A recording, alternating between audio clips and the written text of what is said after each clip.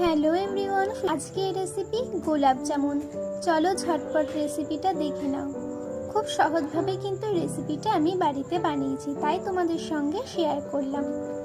প্রথমেই কড়াইটা কিন্তু ভালো করে গরম হয়ে গেলে দিয়ে দেবো বেশ খানিকটা ঘি। ঘিটাকে কড়াইয়ের সাথে ভালো করে স্প্রেড করে নেব।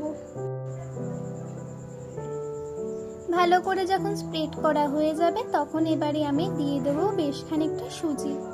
আমি এখানে 1 প্যাকেট মতন সুজি ব্যবহার করেছি। সুজিটাকে ভালো করে মিশিয়ে নিতে হবে ঘিয়ের সাথে। ঘি দেওয়ার ফলে কিন্তু একটা সুন্দর গন্ধ বেরোবে। তোমরা কিন্তু সাদা তেল দিয়েও করতে পারো, কিন্তু ঘি দিলে বেশি সুন্দর গন্ধ বেরোয় আর টেস্টটাও ভালো লাগে। এবার আমি দিয়ে দিচ্ছি অল্প করে গুঁড়ো দুধ। এই গুঁড়ো দুধ কিন্তু তোমরা জলের সঙ্গে মিশিয়েও দিতে পারো। আমার কাছে বেশ খানিকটা গুঁড়ো দুধ ছিল, সেই জন্য আমি এইভাবে গুঁড়ো দুধটা ব্যবহার করেছি। গুঁড়ো দুধের সঙ্গে কিন্তু সুজিটা ভালো করে মিশিয়ে নিতে হবে। হালকা একটু ভাজা ভাজা করে নিতে হবে, খুব লাল করার কিন্তু কোনো দরকার নেই। হালকা যখন ভাজা হয়ে যাবে তখন এখানে আমি অল্প অল্প করে দুধ দিয়ে সুজির মতন করে নেব, মানে দুধটাকে সুজির সঙ্গে মিশিয়ে নেব। পুরো দুধটা কিন্তু একবারে একদম দিতে যাবে না, নালে কিন্তু পুরো দলা পাকিয়ে যাবে। চেষ্টা করবে অল্প অল্প করে দুধ দিয়ে এটাকে মেশানোর। ভালো করে যখন মেশানো হয়ে যাবে, আমি একটু এখানে জল ব্যবহার করেছি, কারণ আমার দুধের পরিমাণটা একটু কম হয়ে গেছিল। তোমরা এটা জল দিয়েও করতে পারো, দুধ না দিলেও কোনো সমস্যা নেই। এটাকে কিন্তু পুরোপুরি একদম ভালো করে মিশিয়ে একটু শক্ত শক্ত করে নিতে হবে। সুজি যেরকম নরম হয় সেরকম কিন্তু এটা হবে না, এটা একটু টাইট হয়ে যাবে। এবারে আমি দিয়ে দিচ্ছি বেশ খানিকটা চিনি। চিনি এটা অপশনাল, তোমরা নাও দিতে পারো, কারণ শিরার সঙ্গে কিন্তু এটা যখন যাবে তখন কিন্তু মিষ্টিটা অলরেডি চলে আসবে। আমি এটা দিয়েছি যাতে মিষ্টিটা আরেকটু হয়। এবারে সবকিছু একসাথে ভালো করে মিশিয়ে এবারে আমি এটাকে নামিয়ে একটু ঠান্ডা করে নেব।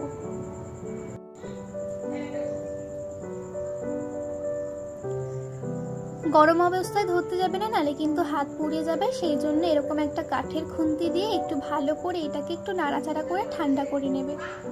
তারপরে এখানে আমি 2 চামচের মতো কর্নফ্লাওয়ার ব্যবহার করেছি, কারণ এইটা যখন গরম তেলে ভাজা হবে তখন কিন্তু ফেটে যাবে না।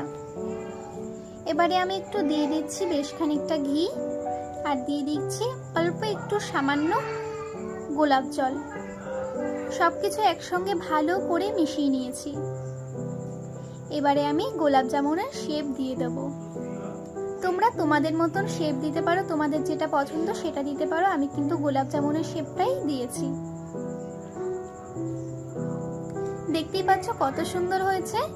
এরকম করে সবকটা কিন্তু আমি গোল গোল করে বানিয়ে নেব। এবারে কিন্তু আমি কড়াইটা বসিয়ে দেবো। কড়াইতে আমি বেশ খানিকটা তেল দিয়ে দেবো। এবারে আমি তেলটাকে ভালো করে স্প্রেড করে নেব।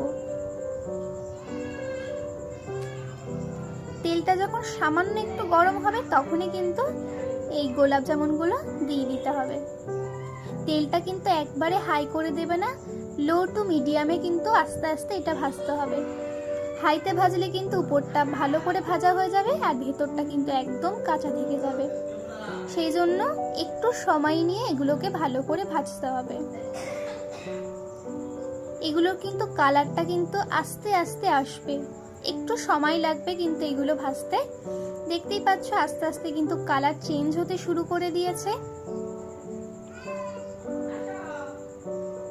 এবারে দেখতে পাচ্ছ পুরোপুরি কিন্তু গোলাপ জামুনের কালারটা চলে এসেছে।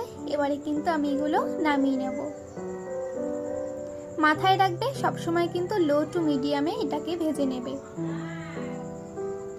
ভালো করে ভাজা হয়ে গেলে এবার সবকটা আমি নামিয়ে নিয়েছি। সেই কড়াইয়ের মধ্যে আমি এবারে শিরাটা বানিয়ে নেব। তার জন্য আমি এখানে জলও নিয়ে নিয়েছি আর বেশ খানিকটা চিনি নিয়ে নিয়েছি। তোমরা তোমাদের আন্দাজ মতন করে এই শিরাটা ব্যবহার করবে। তারপরে একটু আমি এখানে 4-5টা মতন এলাচ দিয়েছি আর একটু সামান্য একটু গোলাপ জল দিয়েছি। ভালো করে ফুটে আসবে। এবারে কিন্তু একটু ভালো করে মিশিয়ে নিতে হবে, চিনিগুলো যেন তলায় লেগে না থাকে। ভালো করে যখন জলটা ফুটে আসবে, চিনি শিরাটা যখন হয়ে আসবে, তখন আমি ভাজা গোলাপ জামুনগুলো এবারে আমি শিরার মধ্যে দিয়ে দেব। এবারে আমি একটু ঢাকা দিয়ে দেব। একদম লো করে কিন্তু এগুলোকে ভালো করে ফুটিয়ে নেব। ফুটানো হয়ে গেছে, এবার আমি কিন্তু গ্যাসের ফ্লেমটাকে অফ করে দেব। আর এইভাবেই কিন্তু আমি সারা রাত রেখে দেব।